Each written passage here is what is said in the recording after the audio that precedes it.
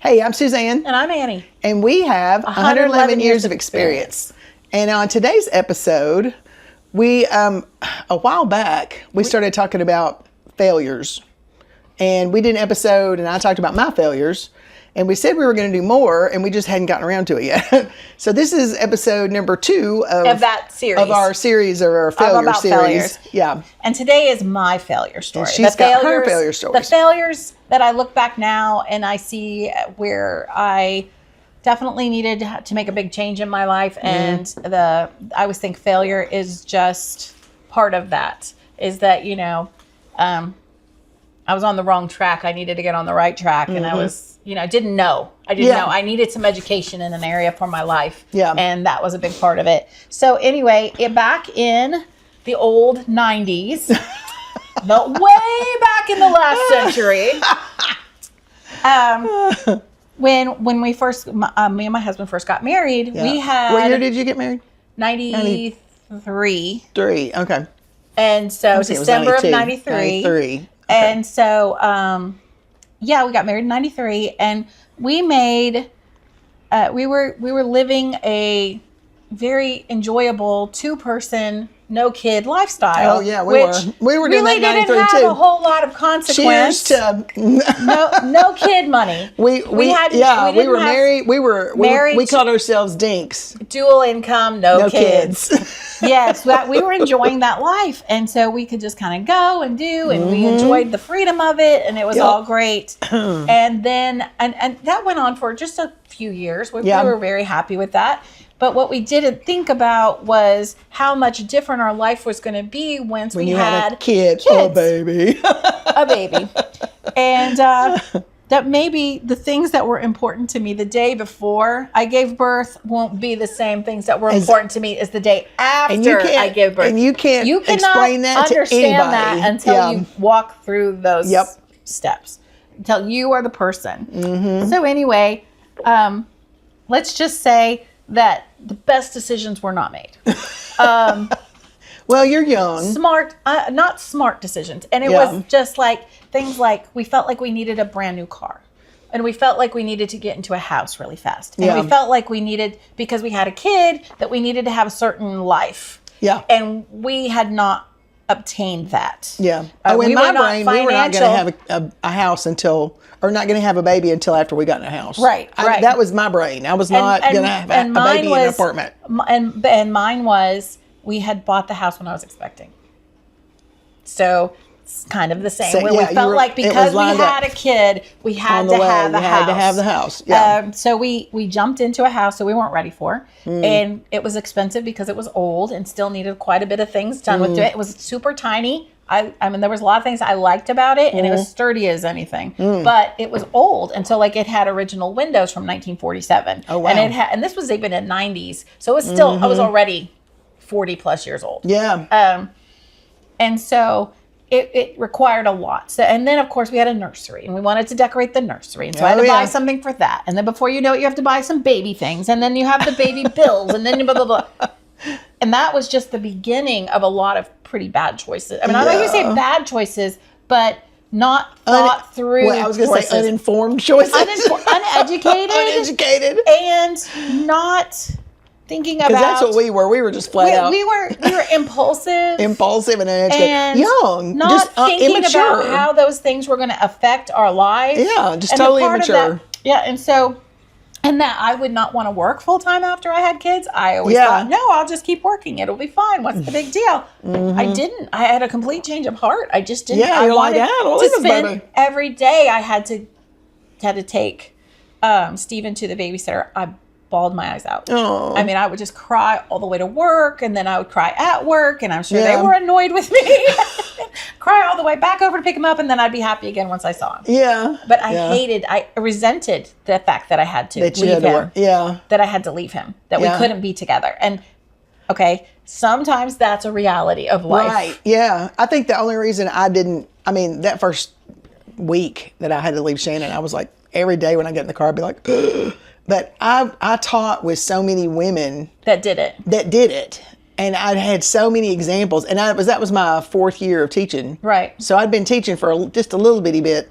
but I had so many mamas, and they just did it. Mm-hmm. And I thought, well, if they can do it, then I can do it. You know, it'll be okay. I can do it. So, and I did it, but it wasn't easy. So I didn't work. I worked like part-time for the 2 or 3 years. Now, all in this time, we're moving. We moved 11 times in 10 years. So we'd move on average every 10 months. Oh my gosh. But we were corporate vagabonds. So like when he would get a better job, he'd get a better offer to go somewhere else, well, then we'd just pack up and go. Yeah. When you are not settled in a place, it's not really that big of a deal, but each new place costs so much, and there's things you're just not thinking about. Yeah. We had to have a lawnmower, and we had an apartment. We didn't think about a lawnmower until we had a yard. I think we were like, oh, we got to mow the grass. Funny because or like and a weed eater. We didn't have a weed eater. Exactly. And one of the other things that we never really thought about before and was like a second car. Yeah. Mike had always gotten a car with his work, so we didn't have to worry about that second car. Yeah. Well, then at one point in 99, we moved to Tennessee, and it was about 3 months after we got here, but he got let go from his job. Mm-hmm. And all of a sudden, we'd already been we'd had 2 kids. Oh, you had the other baby by then. Yep. We had 2 kids. Barry was just under 3. So he was not quite 3 yet, and Steven was 5. Okay. So so he was starting kindergarten. Yeah. So we ended up, and I had not worked. I had worked part-time. Mm-hmm. And we had a lot of bills, and we had thought, well, we need this and we need that. And we had no idea of how much we were upside down in things, and how much poor decision making we had made, and how all of these decisions that we'd made for the past 7 years up to that point were affecting us at this point. And I had to find a job as fast as I possibly could, because we went from, struggling with a 1 salary to no salary. Yeah, to now we have nothing. Zero coming in. And our bills didn't change. Yeah. The bills were just the same. We still had to pay rent. We still had to pay car payments. We still had to pay student loans. And we still had, and so at that point, I was very scared. Yeah. And not so much even like... Well, you had every right to be scared. No. I'm going to say this. Not so much that I was like... I was actually like even almost in denial for how bad it was. Oh, okay. I had a certain amount of denial. Maybe you just didn't understand. I think I Did you understand? I think I understood. I think I just didn't want to accept it. Well, okay. I wouldn't take responsibility for it, if that makes sense. Like, everybody lives like this. We're just the same, I came up with excuses. I mean, I denied it. Okay, we'll be fine. And this was like the moment when I could not deny it anymore. I could not put my head in the sand and pretend that this wasn't reality. Yeah. And so I started working in a daycare. And the lady was so nice, and she got me in right away. And it was a very difficult job. Yeah. I went into, I don't know if anybody has done daycare work. It is incredibly demanding.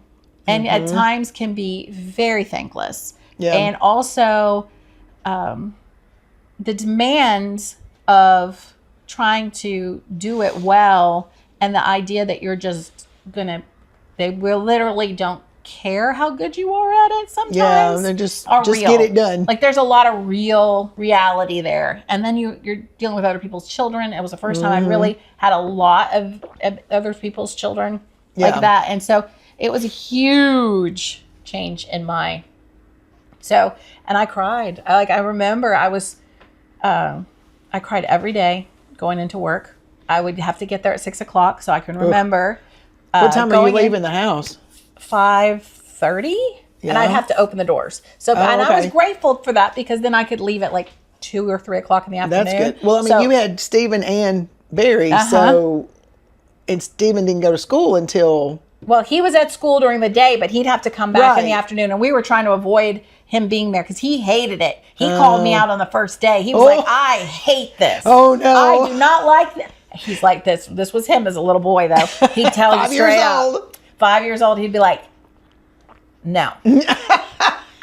No, this is not good. This is dangerous. We're not doing this. This is dangerous. And he was not having it. So, and I recognized that he was not wrong. You know, Yeah. it was at times not the ideal situation. not the ideal situation. But you know, You're like, well, also there's here we thing are. called we need to eat. So we adopted, I should say, as a family. At that point, when we were coming out of this, eventually Mike found another job, and we kind of, you know, worked our way through it. But we changed everything.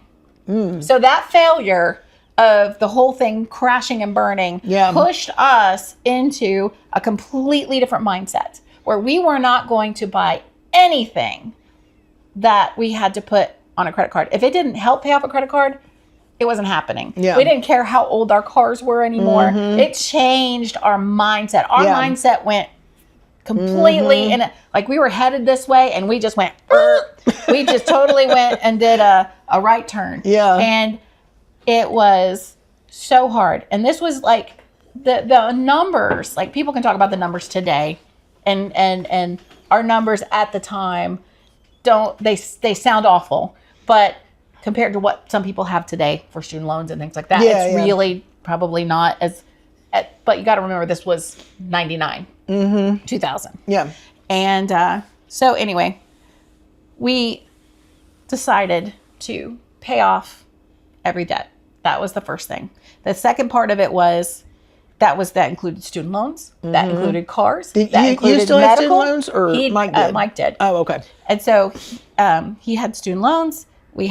So at that point, we were so close. Our margin for error was like, there was no margin for error. There was zero margin for error. Both of us working as hard as we could. And so what is it you say? You had a big hole and a little shovel? Little shovel, yes. We had a big hole and we had a teaspoon.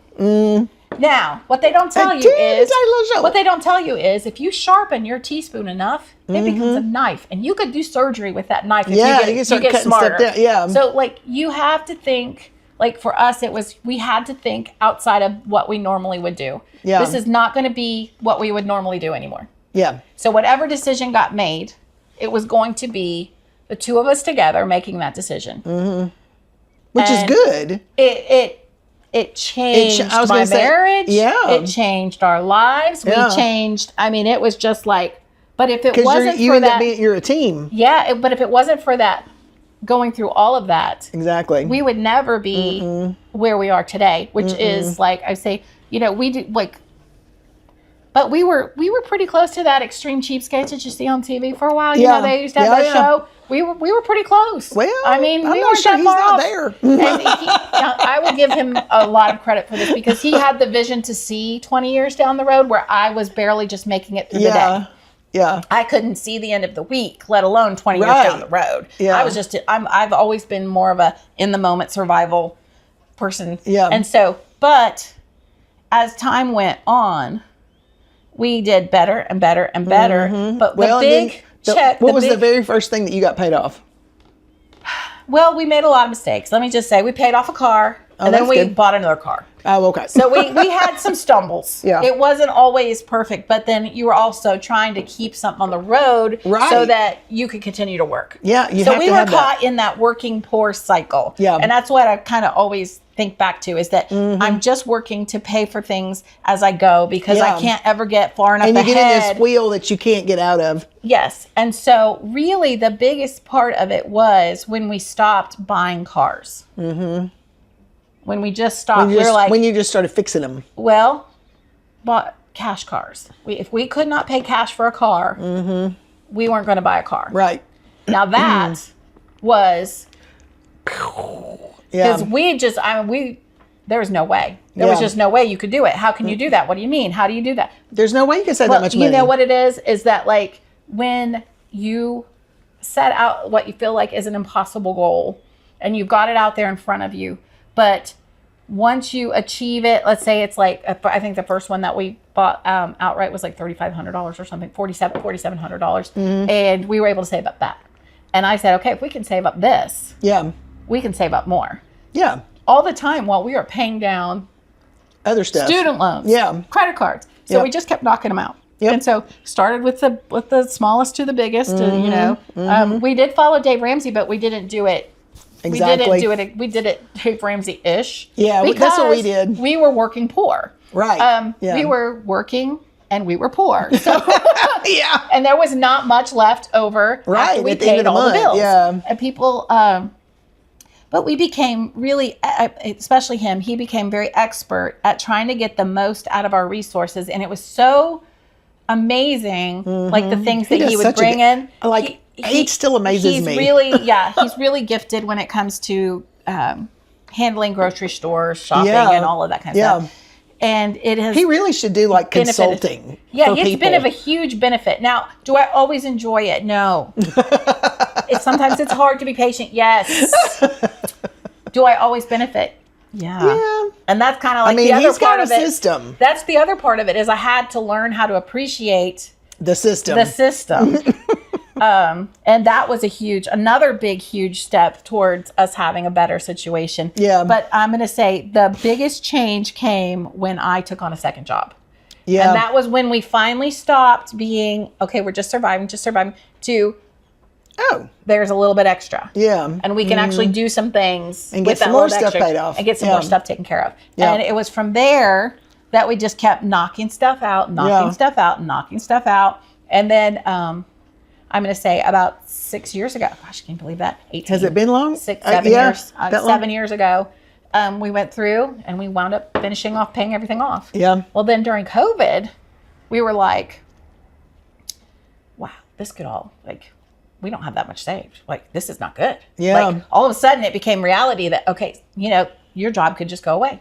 And they just don't tell you to come back. And you may or not get paid for it. Yeah. I felt very blessed when they decided to go ahead and pay the EAs and stuff because we were not on a contract the same way the teachers were. And if they decided that they weren't going to pay us, there would have been nothing I could have done about it. And I would have had no recourse. It was within their legal bounds to be able to not pay us. I was glad I was so grateful that they did.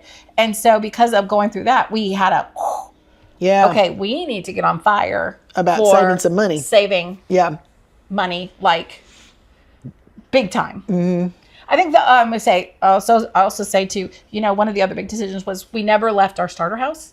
A lot of people move up in house as they go. Mm-hmm. So they move again, and then they move again, and then so they're just doubling down, and then they go into more and more. And I'm not saying that it's some people do well doing that. Yeah. I mean, I've heard of a lot of people who do well doing that. Yeah.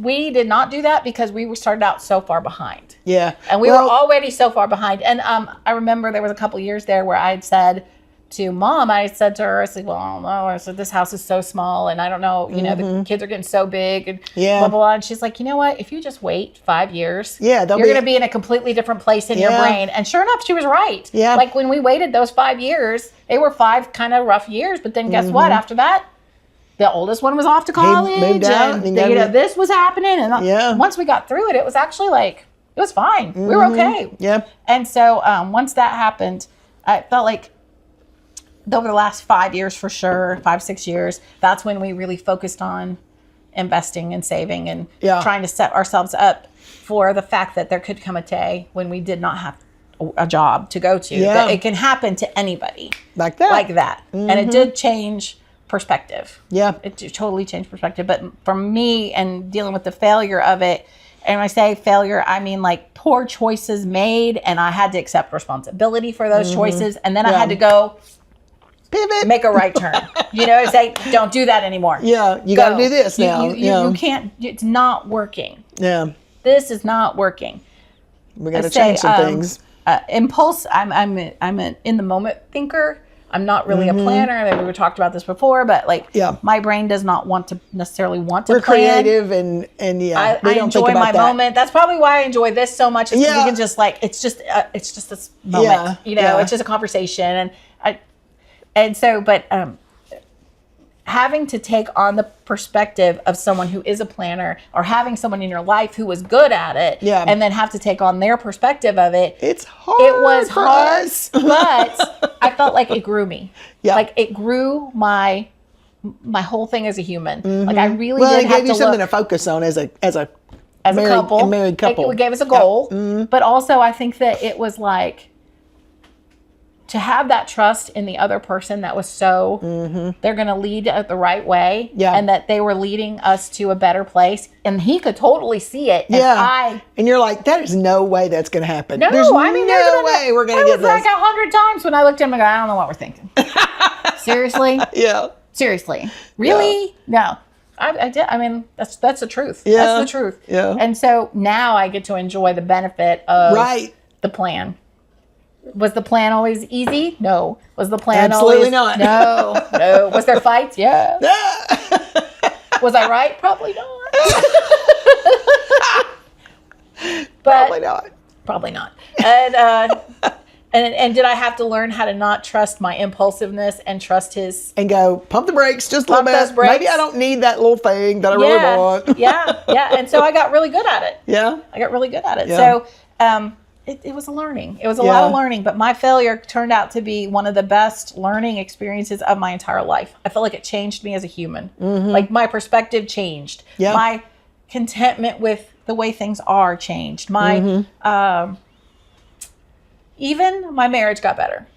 Do you know what I'm saying? Yeah. Like it changed where Well, you trust each other more. we trust each other. And then I could see that his perspective was just different and was longer viewed. And well, instead of y'all being like this, you're on the same page. 100% working together, moving in the same direction. And even though it was the biggest failure of our marriage, it was also the biggest growing time and probably put us to where we are now. Yeah. If it wasn't for those, Which is a pretty good spot. yeah, I mean, I'm really grateful. We're very happy we're very, very happy and, very grateful and just to the point of, looking forward to retirement and stuff like that we're in a good spot and headed towards our goals.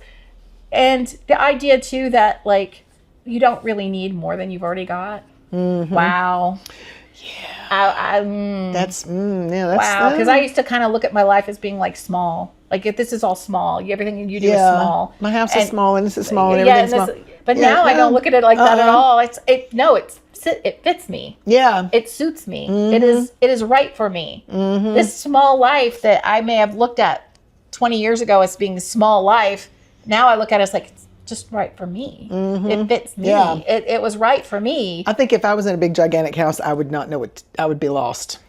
Well, I think that having a cap on your ability to consume more stuff is good.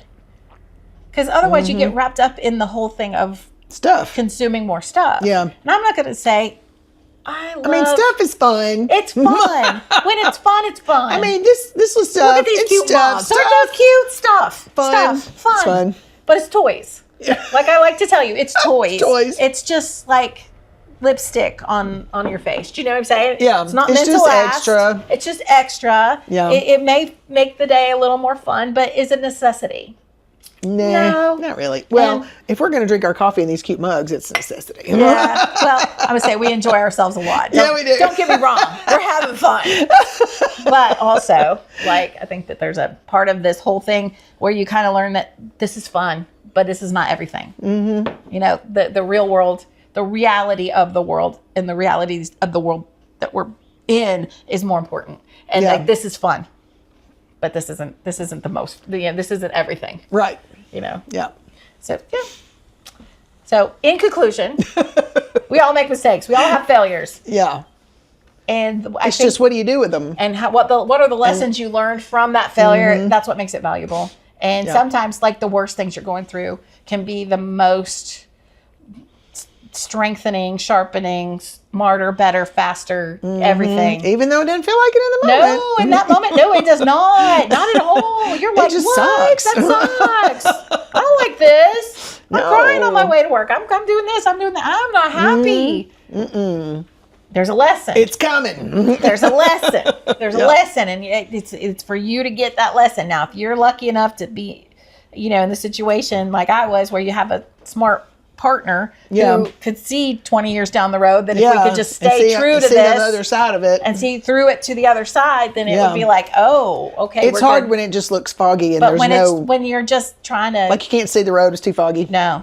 And I think that like there's a lot of people, especially right now in the world, who are in that same spot that we were in 99. Yeah. 26 years ago, 27 Yeah. years ago, and they're just doing everything they can do to try to make things better. But really, there's a lesson. Yeah. What is the lesson I'm supposed to get? Yeah. And it's tough. But if you can grab that lesson, it can change everything. For sure. It can change everything. Yeah. I'm grateful for it.